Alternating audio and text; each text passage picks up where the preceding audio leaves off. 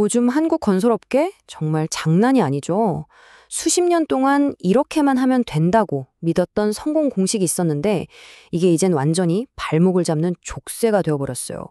대체 무슨 일이 벌어지고 있는지 오늘 그 속을 한번 제대로 파헤쳐 보겠습니다.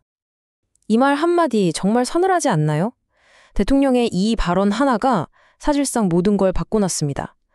예전에는 건설 현장에서 사고가 나면 그냥 비용 처리하고 넘어가는 분위기가 있었잖아요.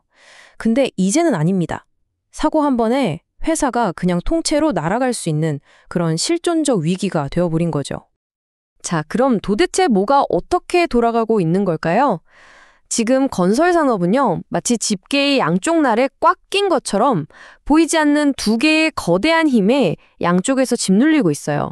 이걸 핀셀 무브먼트라고도 부르는데 한마디로 게임의 판 자체가 완전히 뒤바뀌고 있다는 뜻입니다.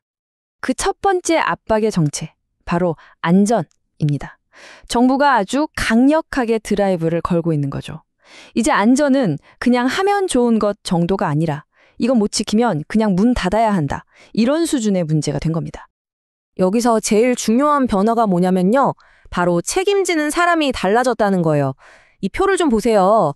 예전에는 사고가 나도 현장 소장선에서 어떻게든 마무리가 됐거든요. 근데 지금은 어떻습니까? 중대재해처벌법 때문에 CEO가 직접 감옥에 갈 수도 있게 된 거예요. 이러니 안전을 경영의 최우선 순위로 둘 수밖에 없게 된 거죠. 아니, 정부가 왜 이렇게까지 세게 나올까요? 바로 이 숫자 때문입니다. 46.9%.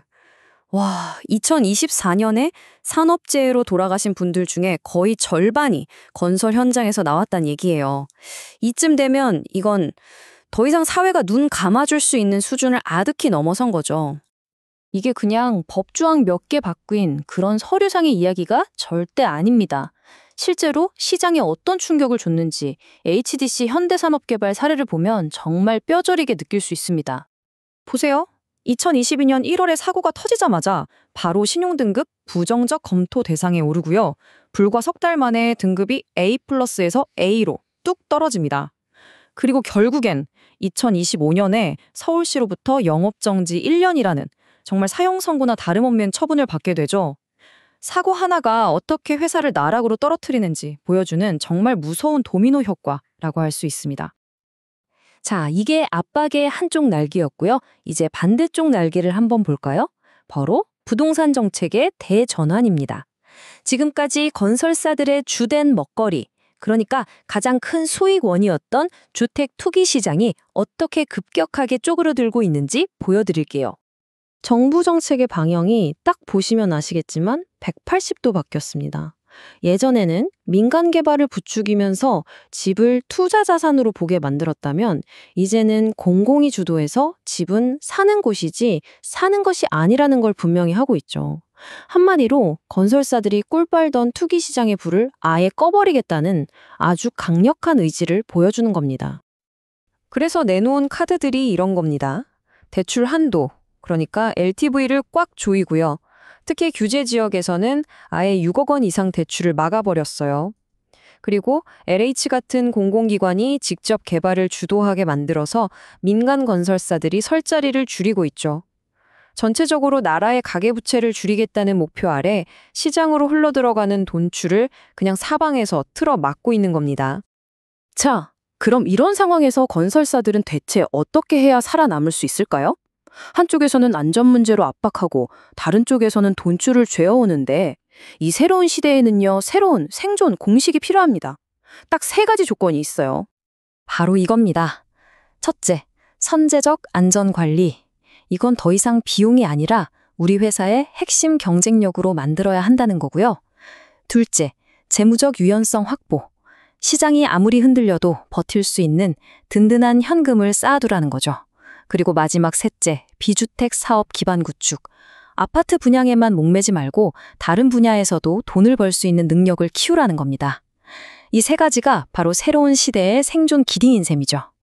근데 문제는요, 이 새로운 룰이 모두에게 똑같이 적용되긴 하지만 그 결과는 전혀 공평하지 않다는 겁니다.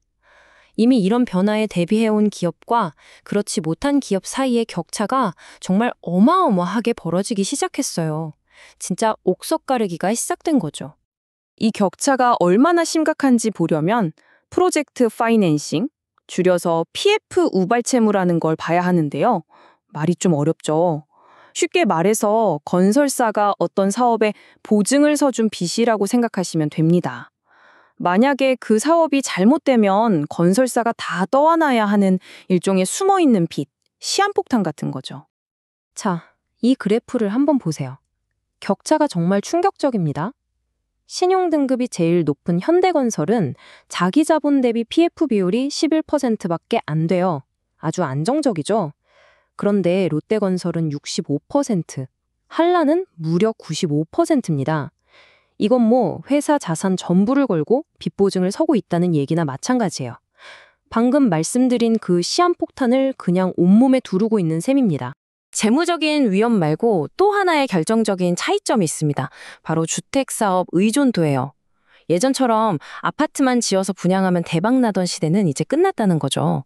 그래서 주택사업 말고 플랜트나 토목 같은 다른 분야에서 얼마나 안정적으로 돈을 버느냐가 생존의 두 번째 열쇠가 된 겁니다. 이것도 두 회사를 비교해보면 차이가 확 드러납니다. 왼쪽 현대건설을 보면 주택사업 비중이 59% 정도고 플랜트나 토목 같은 다른 사업이 나머지를 든든하게 받쳐주고 있죠. 그런데 오른쪽 HDC 현대산업개발은 어떻습니까? 매출의 87%가 지금 가장 흔들리고 있는 주택사업에 몰려 있습니다. 한쪽 바구니에 달걀을 너무 많이 담아놓은 거죠. 결론적으로 보면 지금 건설업계는 신용등급에 따라서 각기 다른 종류의 위험에 직면해 있어요. AA 등급 초우량 기업들은 돈 걱정은 없지만 안전사고 한 방에 훅 갈 수 있는 평판 리스크가 가장 크고요. 반대로 BBB 등급 기업들은 당장 PF 문제 때문에 돈줄이 막혀서 쓰러질 위험이 큽니다. 그리고 가장 애매한 게 바로 그 사이에 낀 A 등급 기업들이에요. 이쪽 저쪽에서 위험이 다 덮쳐올 수 있어서 미래가 가장 불투명하다고 볼 수 있죠. 결국 한국건설 산업의 낡은 모델은 완전히 무너져 내렸습니다. 그리고 그 폐허 위에서 안전과 재무 건전성이라는 새로운 규칙으로 새로운 판이 짜이고 있죠. 이 거대한 지각 변동 속에서 과연 누가 미래의 빌딩을 올리게 될까요? 그리고 또 누가 과거의 잔해 쑥으로 쓸쓸히 사라지게 될까요? 이제 그 결과가 서서히 드러나고 있습니다.